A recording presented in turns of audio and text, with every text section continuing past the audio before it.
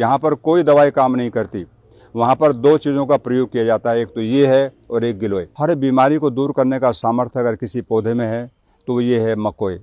इसके अंदर औषधीय गुण भरपूर हैं। इसमें फल लगे हुए हैं छोटे छोटे, आप देख रहे हैं। ये पकने के बाद में काले हो जाते हैं। ये दो प्रकार की होती है, एक रेड कलर के फल होते हैं और एक ब्लैक कलर के होते हैं, लेकिन ये ब्लैक वाली और यही ज़्यादा उत्तम मानी जाती है। नेत्रों के लिए, आँखों की कोई भी बीमारी है, चाहे कम दिखता है, रात्रि में नहीं दिखता है, आँखों में लाली है या दर्द होता है, ज्योति धीरे धीरे हमारी कम होती जा रही है, किसी भी अवस्था में नेत्र रोगों में आप इसका प्रयोग कर सकते हैं। इसके पत्तों का भी प्रयोग किया, इसका पंचांग प्रयोग करते हैं। पंचांग का अर्थ होता है इसका जड़, इसका तना, इसके पत्ते, इसका फल और इसका फूल, उसको पंचांग कहते हैं। जो उसके सारे तत्व उनके अंदर होते हैं, तो इसको कटिंग करके छाया में सुखा लेते हैं और उसका फिर थोड़ी थोड़ी मात्रा में काढ़ा बना करके उसका प्रयोग किया जाता है। तो नेत्रों के लिए उपयोगी है। दूसरा, बवासीर के लिए। आज हम देख रहे हैं लगभग लोगों को, अधिकांश भाई और बहनें पीड़ित हैं बवासीर से। तो ऐसी अवस्था में हम क्या करें? हम शुद्ध सात्विक आहार लें, सब्जियों का ज़्यादा प्रयोग करें। और देखिए, आपकी जानकारी के लिए, साग का प्रयोग नहीं करना चाहिए। आपका मेथी का साग, पालक, सरसों और चने का साग, जो हरी पत्ती वाली बात कर रहा हूँ, कई प्रदेशों में इसका बहुत मात्रा में प्रयोग किया जाता है। तो ये 8 बीमारी पैदा करता है साग। प्रकरण आ गया तो मैं आपको बताना चाहूँगा।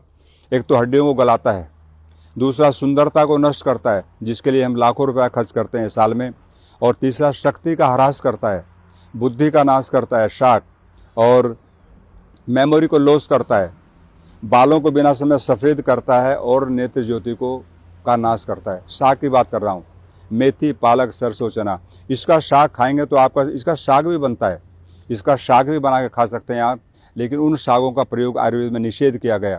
तो ये बवासीर के लिए, नेत्रों के लिए, हार्ट के लिए। आज हम देख रहे हैं हर गांव के अंदर, पहले ये बीमारियां शहरों में होती थी, लेकिन अब धीरे धीरे गांव में पहुंची, क्योंकि गांव का व्यक्ति आलसी हो गया, काम नहीं करता।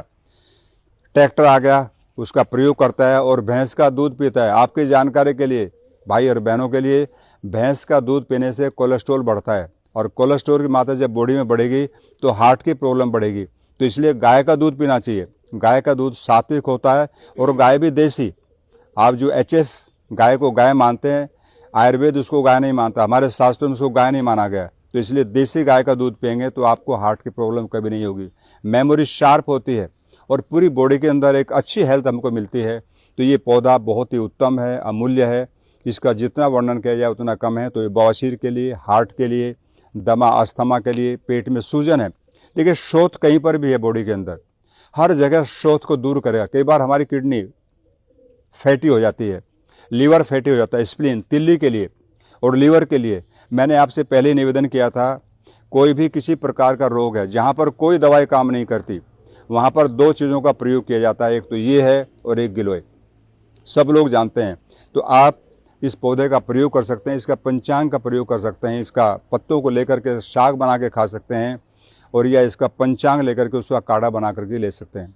तो ये बहुत ही दिव्य पौधा है। इसका नाम है मकोय। इसको काक माची भी कहते हैं, और जगह जगह क्षेत्रों में कोई भबोलन के नाम से जानता है, अलग अलग इसका नाम है। तो बहुत ही दिव्य प्लांट है। जो भी भाई बहनें हमारे इस कार्यक्रम से जुड़े हैं वे इसका प्रयोग करें और साथ में अपने मित्रों को बताएं, क्योंकि एक व्यक्ति का संबंध लगभग 100 व्यक्तियों से होता है।